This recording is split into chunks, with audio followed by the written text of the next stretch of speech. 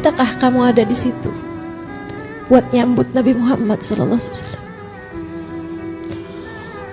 Waktu perempuan-perempuan beberapa hari sesudah kedatangan Nabi Muhammad ke Madinah, ngasih gelang, ngasih kalung, ngasih duit yang mereka punya, ngasih apa yang mereka punya. Bahkan Sulaim ngasih anaknya Anas kepada Nabi Muhammad SAW. Kamu ngasih apa? Saya ngasih apa? Enggak ngasih apa-apa, teman-teman saudara sekalian. Ada 1400 tahun jarak antara kita dengan Nabi Muhammad SAW. Fakta mesti menyakitkan, tapi harus kita terima. Saudaraku sekalian yang saya muliakan, hingga pada akhirnya Nabi Muhammad sholat 5 waktunya, kita nggak pernah ikutan berjamaah sama Nabi Muhammad. Hingga pada akhirnya Nabi Muhammad khutbah dengan begitu banyak khutbah, kita nggak ada diantaranya yang pernah dengar suara Nabi Muhammad SAW. Saudaraku sekalian, hingga pada akhirnya Nabi Muhammad berperang di berbagai macam peperangan. Ada banyak perempuan-perempuan bantuin Nabi Muhammad di tenda-tendanya. Kita nggak ada di antara mereka, teman-teman sekalian. Hingga pada akhirnya ketika Nabi Muhammad wafat dan perempuan-perempuan menangis dari dalam rumah-rumah mereka, kita bukan salah satu di antaranya. Kita bukan salah satu di antaranya yang berteriak-teriak ketika Nabi Muhammad wafat. Bukan kita di antaranya yang menangis melolong-lolong ketika mendengar kabar Nabi Muhammad wafat, teman-teman sekalian. Bukan kita, orang-orang yang berpikir bahwa mata ini tak lagi dapat memandang indah wajahnya. Kita nggak pernah dapat jatah apa-apa dari hidupnya Nabi besar Muhammad Sallallahu Alaihi Wasallam.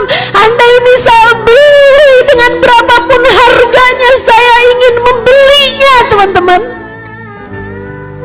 Saya yakin semua dari kita juga merasakan hal yang sama. Andai bisa membelinya, andai bisa menebusnya, kita pengen nebus dengan apapun yang kita punya, biar mata ini bisa mandang wajah Nabi Muhammad Sallallahu Alaihi Wasallam.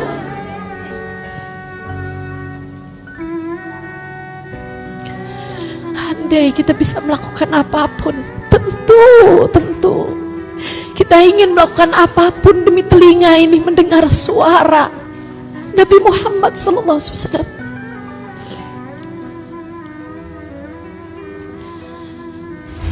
Makanya yang bisa kita lakukan nih saat-saat sekarang ini, duduk bersama, nginget-nginget Nabi Muhammad SAW.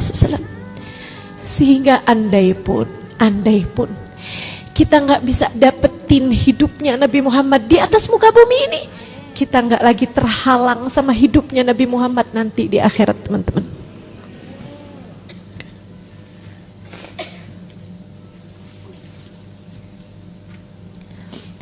Harapannya sama, satu aja. Harapannya kita udah terlanjur nggak dapetin masa hidup Nabi Muhammad di atas muka bumi ini. Jangan sampai kita nggak kebagian dari masa kita bersama dengan Nabi Muhammad di akhirat nanti. Di dunia ini nggak dapetin masa hidupnya Nabi Muhammad, nyesel. Di dunia ini nggak dapetin masa hidupnya Nabi Muhammad, nggak beruntung kita.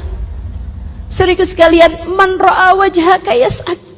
Siapa yang mandang wajah Nabi Muhammad beruntung dia. Kita nggak mandang wajah Nabi Muhammad. Saudaraku sekalian yang saya muliakan, kita udah nyesel nggak dapetin hidupnya Nabi Muhammad SAW.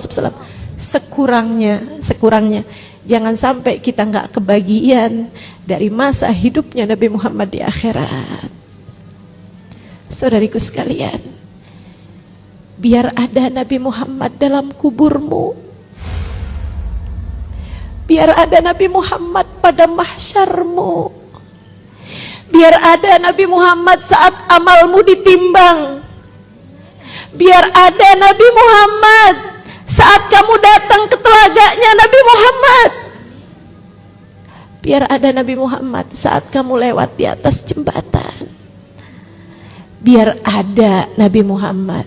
Saat kamu digiring di akhirat nanti, kamu ada di belakang Nabi Muhammad SAW. Jadi mesti gimana nih? Ya udah, di sisa hidup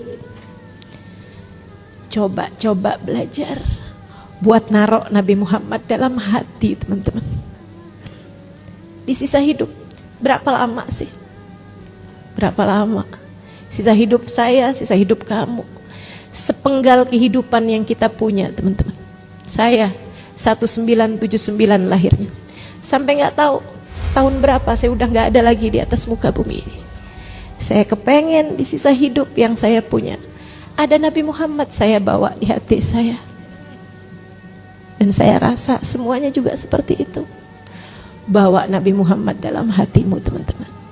Biar nanti di akhirat kita bisa dapetin hidup barengan sama Nabi Muhammad.